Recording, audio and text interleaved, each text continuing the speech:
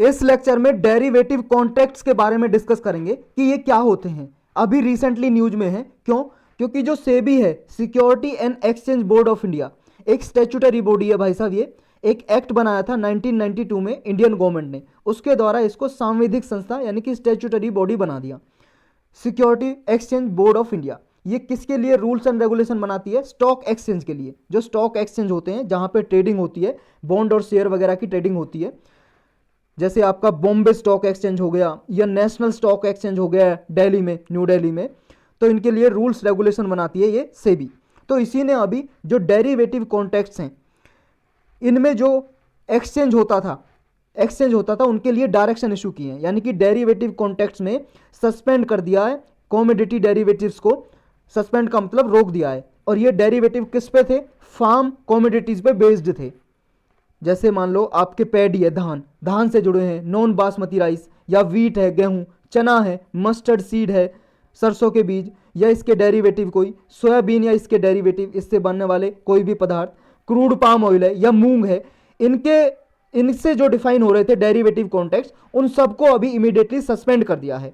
तो हमें इसमें यह जानना है कि ये डेरिवेटिव कॉन्ट्रैक्ट्स होते क्या हैं। इनको सस्पेंड करने का कारण ये है क्योंकि इनके प्राइस बहुत ज़्यादा बढ़ रहे हैं। जो एक कॉमोडिटी है, पैडी हुआ, धान, राइस या वीट, चना, मस्टर्ड सीड, महंगाई बहुत ज़्यादा बढ़ रही है इसकी वजह से, प्राइस बढ़ने की वजह से। तो इस महंगाई को कंट्रोल करने के लिए, इन्फ्लेशन को कंट्रोल करने के लिए ये डिसीजन लिया। तो ये क्या है डेरिवेटिव कॉन्ट्रैक्ट्स, हमारे लिए ये जरूरी है जानना। देखो, डेरिवेटिव कॉन्ट्रैक्ट्स एक कॉन्ट्रैक्ट ही होता है, यानी कि दो पार्टियां, कोई भी दो या दो से ज्यादा पार्टियां, उन्होंने एक कॉन्ट्रैक्ट कर लिया। ये भाई साहब कागज है, इस पे लिखा है डेरिवेटिव कॉन्ट्रैक्ट। ये कॉन्ट्रैक्ट कर लिया कि मान लो एक पार्टी ने कुछ भी वैल्यू, हम सिंपल भाषा में समझते हैं बिल्कुल, मान लो ये ए है, ये बी है, दो आदमी के बीच में कॉन्ट्रैक्ट हुआ। ये ए ने मान लो बी से पैसे लिए कुछ उधार, ये बी से पैसे लिए, ये कह रहा है बी से कि मुझे भाई साहब आप 10 लाख रुपए दे दो। चलो 10 लाख ज़्यादा हो गए, 1 लाख रुपए ले लो, 1 लाख रुपए दे दो। तो ए ने लिए 1 लाख रुपए। अब 1 लाख जब रुपए लिए तो ये कह रहा है इसे, ठीक है भाई साहब, मुझे आप इतने % ब्याज दे देना जब दोगे। मान लो 1 साल के लिए दिए, या 6 महीने के लिए, या 4 महीने के लिए, जितने के लिए भी दिए। लेकिन ये ए को भाई साहब खतरा है क्या, कि हो सकता है महंगाई बहुत ज़्यादा बढ़ जाए या घट जाए। बी को भी खतरा, मान लो महंगाई बहुत ज़्यादा बढ़ जाए तो ये 1 लाख रुपए जब लौटाएगा तो इतनी वैल्यू ना रहे इसकी। क्योंकि देखो, मान लो अब 100 रुपये की मान लो एक जोड़ी चप्पल आती हैं, चप्पल जो आप पैर में पहनते हो, स्लीपर, और मान लो महंगाई इतनी बढ़ जाए कि चप्पल अब 100 रुपये की नहीं रही, अब 150 रुपये की आ रही है, 200 रुपये की आ रही है, यानी कि महंगाई कितने % बढ़ गई? 100%, यानी कि डबल होगी, लगभग 100% बढ़ गई। मान लो, सोच लो इतनी % बढ़ गई, यानी कि महंगाई 100% बढ़ रही है। और ये मान लो जिसने इतने रुपए लिए, ये कितने % ब्याज देगा ज़्यादा से ज़्यादा इसको? 4%, 5%, 10%, कितना ब्याज देगा? लेकिन जितनी महंगाई बढ़ी है उतने % तो नहीं देगा ना ब्याज, इंटरेस्ट। तो इसकी वैल्यू तो कम ही होगी ना जब इसे लौटाएगा। तो ये क्या करते हैं, दोनों को, किसी को नुकसान ना हो, तो ये कॉन्ट्रैक्ट में ये कर लेते हैं कि हमारी जो वैल्यू है अभी 1 लाख रुपए का, मान लो 20 ग्राम सोना आ रहा है, 2 तोले का मतलब 20 ग्राम सोना आ रहा है। तो ये गोल्ड पे, सोने पे फिक्स कर देंगे कि मैंने आपसे 20 ग्राम सोने की वैल्यू का रुपया लिया है 1 लाख रुपए, तो तब मैं लौटाऊंगा तो जितनी कीमत मान लो 6 महीने या 1 साल बाद 20 ग्राम सोने की कीमत होगी, उतना ही मैं पैसा दे दूंगा। अगर मान लो 20 ग्राम सोने की कीमत 6 महीने बाद 1.5 लाख रुपए हो गई, तो ये 1.5 लाख रुपए लौटाएगा बी को। अगर इसकी मान लो गोल्ड की कीमत 6 महीने बाद इसकी कीमत घट गई, 90,000 हो गई, तो ये 90,000 देगा। ऐसे फिक्स कर लेते हैं।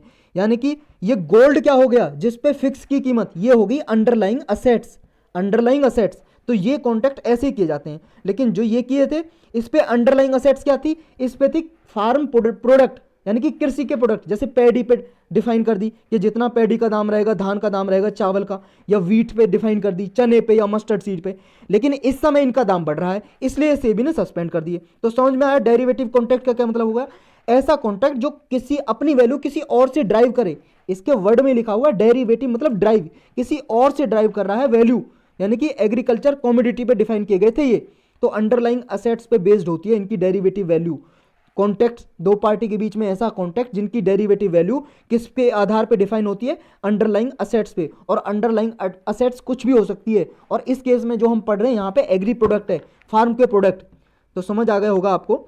तो इसका प्राइस है जो डेरिवेटिव्स का, ये एस्टेब्लिश किया जाता है ताकि जो अंडरलाइंग असेट्स का जैसे ही प्राइस फ्लक्चुएट होगा उस पर ही प्राइस इसका डिफाइन होगा। यानी कि जैसे अगर एग्री प्रोडक्ट का प्राइस है वो बढ़ेगा तो इसका भी प्राइस बढ़ेगा कॉन्ट्रैक्ट का, अगर इसका घटेगा तो इसका भी घटेगा। जैसे गोल्ड पे हमने देखा, गोल्ड का प्राइस घटा था तो उसका कॉन्ट्रैक्ट का प्राइस भी घटा, अगर गोल्ड का प्राइस बढ़ा तो उसका भी जो डेरिवेटिव उसका प्राइस भी बढ़ा। तो ये डेरिवेटिव देखो ट्रेड भी किए जा सकते हैं, बेचे जा सकते हैं, खरीदे जा सकते हैं एक्सचेंज में या ओवर द काउंटर पे। अब ये सिस्टम है जो कैसे वर्क करता है, क्या डेरिवेटिव ट्रेडिंग होती है। देखो जो डेरिवेटिव ट्रेडिंग होती है, जब कोई भी ट्रेडर है, व्यापारी है, वो ये स्पेकुलेट करता है, ये वो अंदाजा लगाता है, इमेजिन करता है कि फ्यूचर में जो प्राइस है भाई साहब बहुत ज़्यादा बढ़ने वाले हैं। तो वो क्या करता है, बाइंग या सेलिंग जो डेरिवेटिव कॉन्ट्रैक्ट है कि ये असेट से इसका प्राइस बढ़ जाएगा, तो वो अपना प्रॉफिट ज़्यादा बढ़ाने के लिए, मैक्सिमाइज प्रॉफिट करने के लिए वो क्या है, अंडरलाइंग असेट से कंपेयर करते हैं। इस टाइम में अंडरलाइंग असेट्स डिफाइन कर देते हैं कि इस पे एक कॉमोडिटी पे हमारा प्राइस डिफाइन कर देते हैं, जब जिस टाइम पे ये वैल्यू रहेगी उस हिसाब से खरीदेंगे बेचेंगे डेरिवेटिव को। तो ये ट्रेडर क्या है, डेरिवेटिव्स का यूज करते हैं उस टाइम पे, ताकि मिनिमम रिस्क हो, इन्हें कम से कम रिस्क हो, जोखिम ना उठाना पड़े। तो ट्रेडर देखो ये शॉर्ट टर्म के लिए भी हो सकता है, प्रॉफिट बनाने के लिए, मान लो असेट का प्राइस गिर रहा है, फॉल हो रहा है, ये डेरिवेटिव को इसलिए यूज करते हैं ताकि लंबे समय तक कोई ज़्यादा नुकसान ना हो। तो अल्टीमेट ऑब्जेक्टिव इसका यही रहता है, ज़्यादा से ज़्यादा प्रॉफिट कमाना, यानी कि दोनों पार्टियां जो किसी को ज़्यादा नुकसान ना हो, इसलिए ये किया जाता है कॉन्ट्रैक्ट। तो अभी सस्पेंड क्यों किया है सेबी ने, सस्पेंड इसलिए किया जो हमने 2 बार ऊपर डिस्कस कर चुके हैं। क्या है, क्योंकि जो असेंशियल कॉमोडिटीज हैं जिन पे एक डेरिवेटिव कॉन्ट्रैक्ट इन पे बेस्ड थे, अंडरलाइंग असेट्स थी एग्री प्रोडक्ट, और उनका प्राइस ज़्यादा बढ़ रहा है। राइजिंग प्राइस को रोकने के लिए, टू रेन का मतलब है लगाम लगाना, इसके जो ज़्यादा प्राइस बढ़ रहा है इस पर लगाम लगाने के लिए, रोकने के लिए, क्योंकि पूरे वर्ल्ड में इंडिया क्या है, बिगेस्ट इंपोर्टर है वेजिटेबल ऑयल का, जो वनस्पति तेल है खाने पीने के हम यूज करते हैं, जैसे सबसे ज़्यादा, जैसे मान लो ये हुआ एडिबल ऑयल, खाने वाले तेल इंपोर्ट करते हैं हम बाहर से। तो जो इंपोर्टर हैं, ट्रेडर हैं, जो व्यापारी हैं या आयातकर्ता हैं जो आयात करते हैं बाहर से, तो इनका प्राइस जब बढ़ेगा तो भाई साहब उनको तो नुकसान होगा। तो ये इंडियन एक्सचेंज में ये बिजनेस जब ट्रांजैक्ट करेंगे तो प्राइस तो इन कॉमोडिटीज़ का बढ़ेगा, प्राइस बढ़ेगा तो महंगाई बढ़ेगी, तो महंगाई को ही तो कंट्रोल करने के लिए ये लिया स्टेप।